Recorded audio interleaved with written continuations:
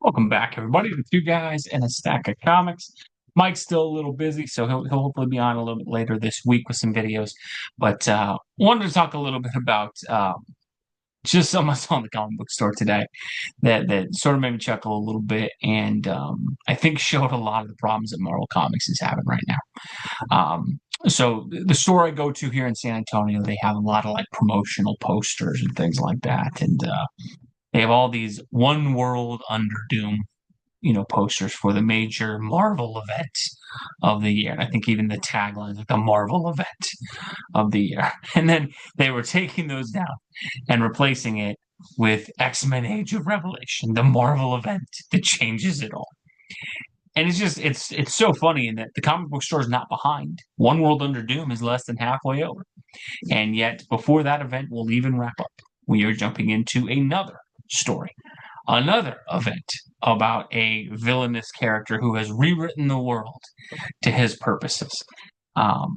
It's insane to me how Marvel just cannot commit to anything anymore.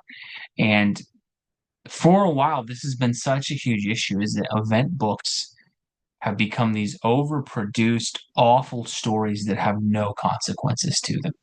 And when you really look at them, I think they're probably the biggest weakness the comic book market has, in that not only are they overpriced, not only do they get a ton of, good talent on those books typically. So you'll typically see a top tier artist taken away for 7 to 9 issues on an event book. You'll typically see a decent creative. You'll typically see 2 to 3 books at least thrown off where they're tying into an event, and then the events have no consequences. I look at last year, Blood Hunt was supposed to be the big Marvel event that was going to change everything. And outside of Moon Knight coming back to life, which he had only been gone for like 7 months, and if you were reading, the book as it was coming out, it was pretty obvious that he was always going to come back. But the weird thing with it is, okay, the whole event was, but Blade is bad. Oh my gosh, Blade stabbed Doctor Strange. This is insane. Oh my gosh. Blade, yeah, he's just back in the Marvel Universe now. He was possessed. Doctor Strange is just back in the Marvel Universe now. And yeah, I guess, Stephen Strange had to give up being the Sorcerer Supreme to set up the next event book, which had, Doctor Doom become the Sorcerer Supreme. But we now see this as far as Doctor Doom. Well, I'm pretty sure he's going to lose and not dominate, given the fact that Revelation's going to rewrite the Marvel Universe to be in alignment with his vision of things. And it's so sad because what event books used to be, when you had stuff like Crisis on Infinite Earths, when you had stuff like the Infinity Gauntlet story, these used to be huge, game-changing events where massive consequences to the universe happen. You look at Crisis, right? You look at what that did to DC continuity, the death of Barry Allen, the impact that had, and whether you loved it or hated it. And it seems like a lot of people liked those events. It had lasting impact. Right, when you saw Barry die in Crisis in an event book, it wasn't, hey, there's also the regular Flash book, 6 months later, like, yeah, Barry, took a nap on a park bench and he's fine. Right. That's what kind of happens in these books now, where world changing consequences and nothing will ever be the same, except for it's exactly the same 6 months later. And what's so interesting is they can't even commit to the concept in themselves.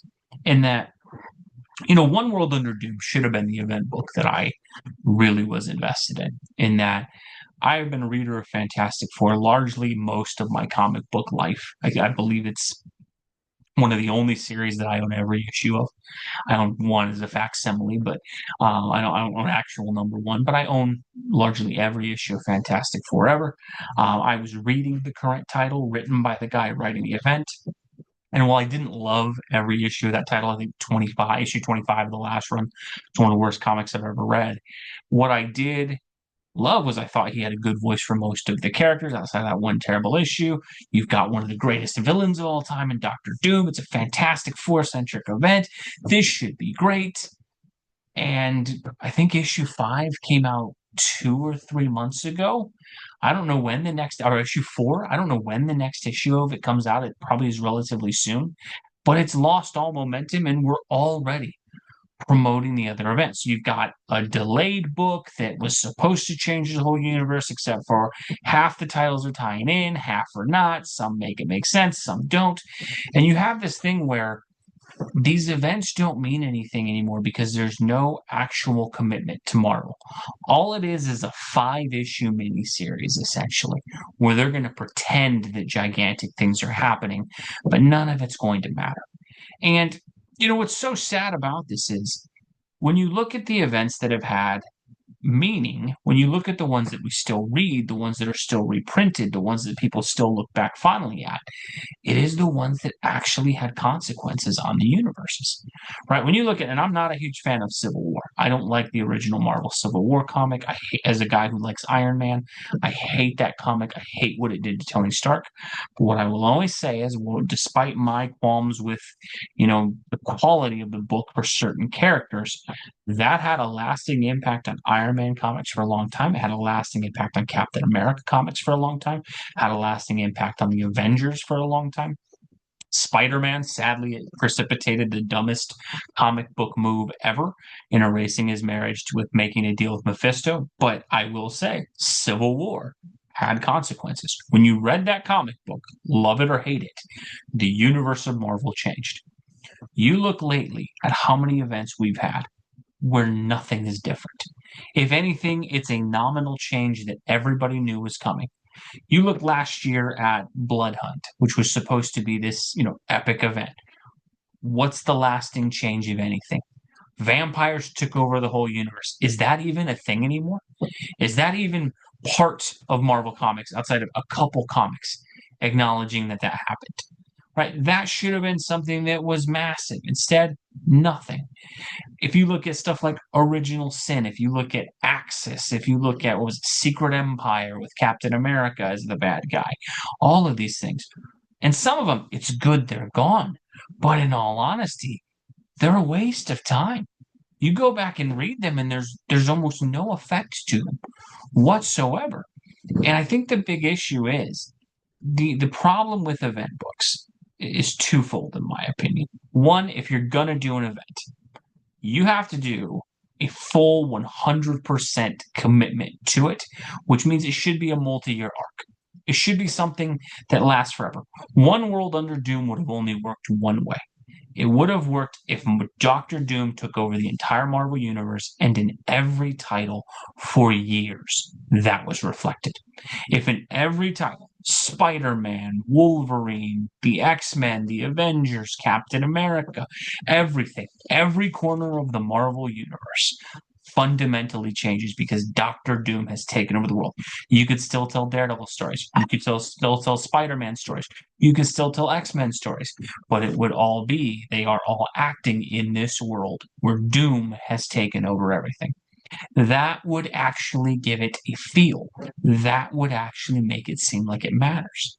Instead, it's in the Red Hulk book, a couple spin books, Fantastic Four, but that's about it. And the problem is it loses all semblance of meaning because Marvel doesn't mean it.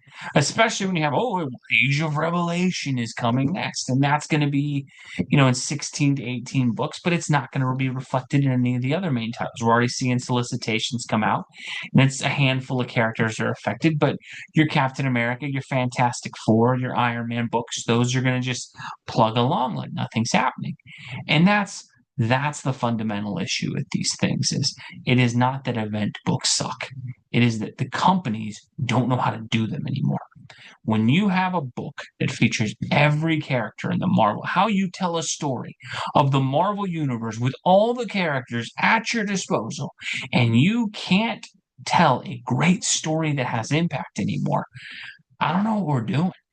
And you throw on top of the fact that it's overpriced, it only ties into some books. So, like, hey, if you like Red Hulk or you like some other character, like, sorry, your book has that in it.